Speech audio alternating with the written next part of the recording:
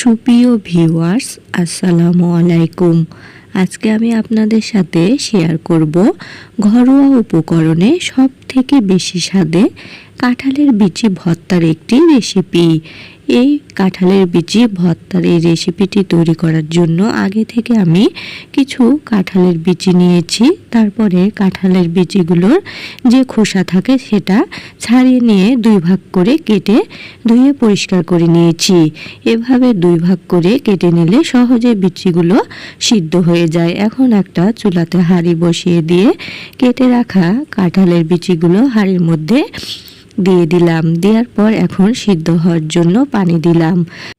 এই পর্যায়ে পানিটা একটু বুঝে শুনে দিবেন। বিচিগুলো সিদ্ধ হতে যতটুকু লাগবে ততটুকুই দিবেন। তারপর আমি ঢাকনা দিয়ে ঢেকে চুলাটা অন করে দিলাম। কিছুক্ষণ পর ঢাকনা উঠিয়ে এখন আমি বিচিগুলোকে একটু নেড়ে দিচ্ছি। বিচিগুলো নাড়াচাড়ার পর আমি আবারও ঢাকনা দিয়ে কিছুক্ষণ ঢেকে এগুলোকে সিদ্ধ করে নিব। আরও কিছুক্ষণ পর ঢাকনা উঠিয়ে এখন পানিগুলো প্রায় শুকিয়ে গিয়েছে। যেটুকু পানি আছে সেটুকু আমি জাল দিয়ে শুকিয়ে নিব। আর এখন আমি চেক করে নিচ্ছি বিচিগুলো সিদ্ধ হয়েছে কি না। আমার বিচিগুলো সিদ্ধ হয়ে গিয়েছে। আর এভাবে নাড়াচাড়া করে যেটুকু পানি আছে সেটুকু আমি শুকিয়ে নিচ্ছি। এখন আমার পানিগুলো একদম শুকিয়ে গিয়েছে। এখন আমি বিচিগুলোকে চুলা থেকে নামিয়ে নিব। আমি চুলা থেকে বিচিগুলো নামিয়ে নিয়েছি আর এদিকে কড়াইটা বসিয়ে দিয়েছি। আর এখানে আমি কিছুটা রান্নার তেল দিয়ে দিলাম।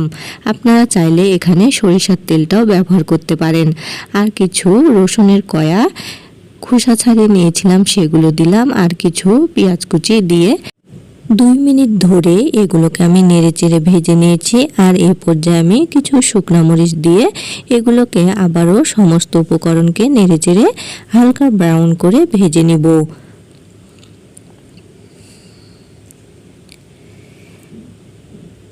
এগুলোকে একটু পরপর নেড়ে দিতে হবে, না নাড়লে এক পাশটা বেশি ব্রাউন হয়ে যাবে আর অপর পাশটা কাঁচা থেকে যাবে। তাই একটু পরপর এগুলোকে নেড়েচেড়ে ভেজে নিতে হবে।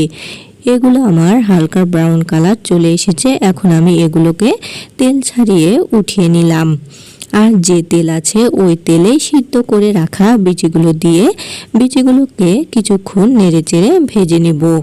এভাবে বিচিগুলোকে একটু ভেজে ভর্তাটা করলে বেশি স্বাদ হয়। আর এই পর্যায়ে হাফ চা চামচ পরিমাণ হলুদ গুঁড়ো দিয়ে দিলাম। হলুদ গুঁড়োটা আপনারা না দিতে চাইলেও না দিবেন, আমি শুধু কালারের জন্য দিলাম। দিয়ে সমস্ত উপকরণ এখন আমি নেড়েচেড়ে ভেজে নিচ্ছি। আমার বিচিগুলো ভাজা হয়ে গিয়েছে। এখন আমি এগুলোকে উঠিয়ে নিয়েছি। আর আমি যে পেঁয়াজ আর মরিচ আর রসুনগুলো ভেজে রেখেছিলাম সেগুলো মরিচগুলো এখন আলাদা করে নিলাম। আর এখানে একটা শিলপাটা নিয়েছি আর শিলপাটাটা ধুয়ে পরিষ্কার করে নিয়েছি। এখন আমি বিচিগুলো দিয়ে বেটে নিব। আপনারা চাইলে এই কাজটা ব্লেন্ডারে করতে পারেন, কিন্তু আমার কাছে মনে হয় শিলপাটায় বেটে ভর্তাটাই বেশি টেস্টি হয়। তাই আমি এগুলোকে শিলপাটায় বেটে ভর্তা করে নিচ্ছি।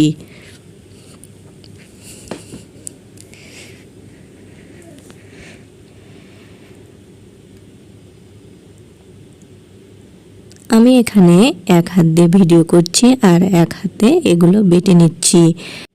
আপনাদের সুবিধার্থে জাস্ট একটু করে দেখে দিচ্ছি। আর অফ স্ক্রিনে আমি এগুলোকে ভালো করে বেটে নিয়েছি। আর এখন আমি শুকনো মরিচগুলো আর রসুন আর এতে সামান্য লবণ দিয়ে এগুলোকেও বেটে নেব।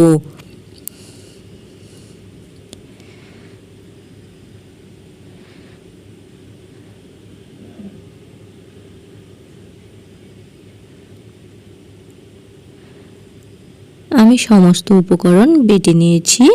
এখন আমি এখানে যে পেঁয়াজগুলো ভেজে রেখেছিলাম তাতে কিছুটা লবণ দিয়ে দিলাম। আগে যেহেতু লবণ দিয়েছি তাই সামান্য দিলাম। আর কিছুটা সরিষার তেল দিলাম। দেওয়ার পর এখন আমি এগুলোকে খুব ভালো মতো মেখে নিলাম।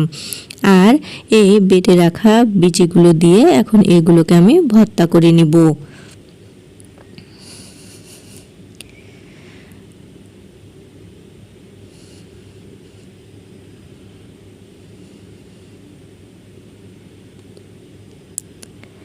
আমি সমস্ত উপকরণ এখন হাত দিয়ে ভালো করে মেখে ভর্তা করে নিচ্ছি। এভাবে প্রথমে কাঁঠালের বিচিগুলো সিদ্ধ করে তারপরে ভেজে ভর্তা করলে সব থেকে বেশি স্বাদ হয়। এখন আমার এগুলো মেখে ভর্তা করা হয়ে গিয়েছে, একটা প্লেটে এগুলো সার্ভ করেছি। কি অসাধারণ লোভনীয় একটা ভর্তা হয়েছে। ভিডিওটি ভালো লাগলে সবাই অবশ্যই বেশি করে লাইক, কমেন্ট এবং শেয়ার করবেন। সবাই ভালো থাকবেন। আজ এই পর্যন্তই। আল্লাহ হাফেজ।